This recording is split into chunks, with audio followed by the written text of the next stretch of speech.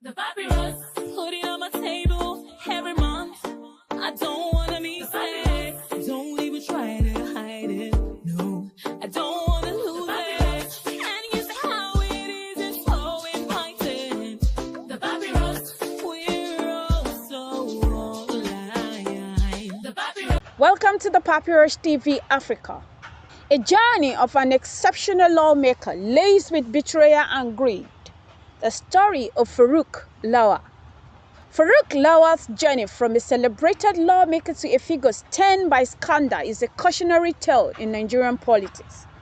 Known for his integrity, charisma, and firm stance against corruption, Lawal represented the Bogwai-Shanono Federal Constituency of Kano State for close to 2 decades. His political career was defined by his leadership roles, including chairing key committees in the House of Representatives. But it was his reputation as Mr. Integrity that earned him the trust and admiration of many Nigerians. However, the same platform that brought him national acclaim eventually became his undoing. Lawal's leadership of the House Ad Hoc Committee investigating fuel subsidy fraud in 2022 put him at the center of the Nigerians' biggest corruption probes.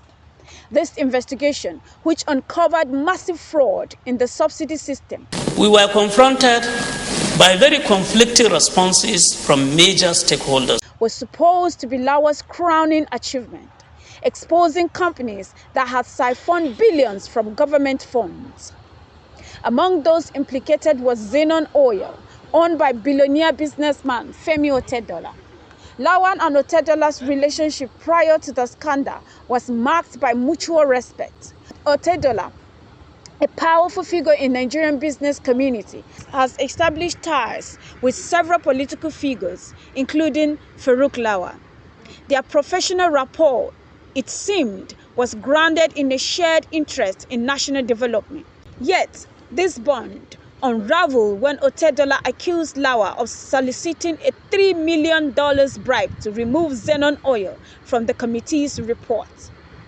The betrayal, as many saw it, was not just in the exchange of money, but in the unraveling of trust between two powerful men who were friends. The allegation, backed by a sting operation with Otedola working with the Department of State Services, DSS, captured Lawal in a video for accepting $500,000, shattered his once sterling image.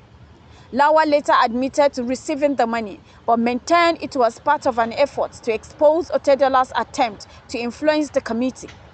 He claims to have informed colleagues and authorities about the bribe, but this defense did little to sway the courts. For Lawal, the scandal marked a sharp departure from his previous image as a corrupt fighter. His downfall was particularly tragic, given his earlier leadership ousting Patricia Ete as Speaker of the House of Representatives over corruption allegations. He has once been a beacon of integrity, leading campaigns that made even political elites uneasy. His fall from grace seems to carry an air of poetic irony. The hunter becomes the hunted. The emotional weight of Lawal's story lies in the personal dimension of the scandal. To some, it was a story of greed, how a man entrusted with the fight against corruption succumbed to very thing he was meant to stand against. To others, it was a tale of betrayal, where a relationship built on trust and mutual respect was destroyed by personal interest. Theories emerged suggesting that Lawal may have been set up, caught in a large political game that used Otedola as a pawn. Otedola, someone he trusted and called a friend, was the perfect person to bring him down. However, the evidence against Lawal proved overwhelming in court. In January 2024, the Supreme Court upheld Lawal's 5-year prison sentence, cementing his guilt and ending year of appeals. Though Lawal has regained his freedom, the conviction has left an indelible mark on his legacy. The story, laced with friendship turned betrayal, serves as a painful reminder of fragility of public trust and the consequences of allowing greed to cloud your judgment, or allowing favors that you want to do to friends cloud your judgment. Faruk Lawa's journey is one that continues to resonate, not just as a cautionary tale, but as a reflection of the complex nature of human relationship in politics. It leaves a trail of lessons about importance of maintaining integrity, the dangers of power, and the far-reaching consequences of betrayal. Yet, Lawa's story also provides another opportunity for reflection and redemption. Despite his conviction, the lessons to be drawn from his fall are about more than just greed or betrayal.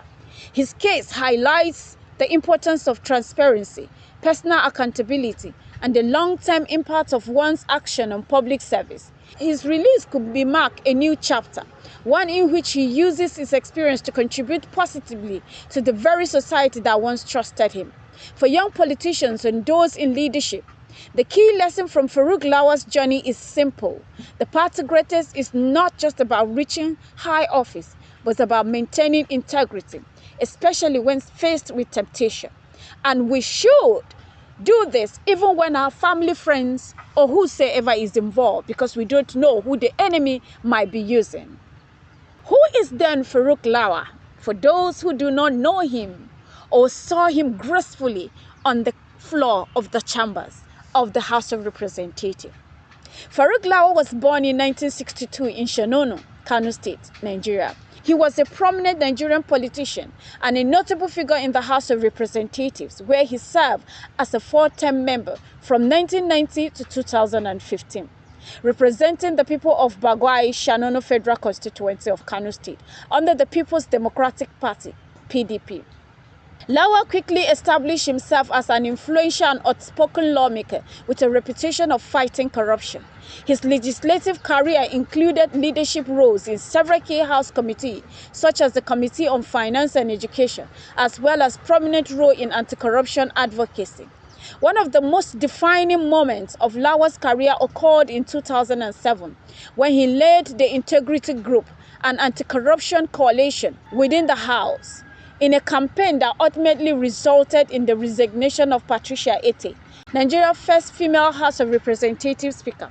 Ete faced allegation of authorizing an expenditure of over 620 million naira, approximately $5 million, for the renovation of her official residence and office, with claims that the contracts were awarded to associates, sparking accusation of abuse of public funds. Under Lawa's leadership, the Integrity Group vehemently opposed Ete's action, arguing that her expenditure represented a misuse of funds. This campaign marked one of Nigeria's most significant political scandals at the time, ultimately forcing Ete to step down and reinforce Lawa's image as a champion of transparency. When it comes to his constituents, the people of Bagwai Shanono will kill for Lawa. Hence, they elected him severally and multiple times to represent them in the House of Representatives. He was indeed a shining star that shines brighter on the floor of the House of Representatives, as well as various committees. He was a voice that resonates. When Lawa speaks, everybody must listen. This has been the Papyrus TV Africa. The papyrus, put it on my table every month. I don't want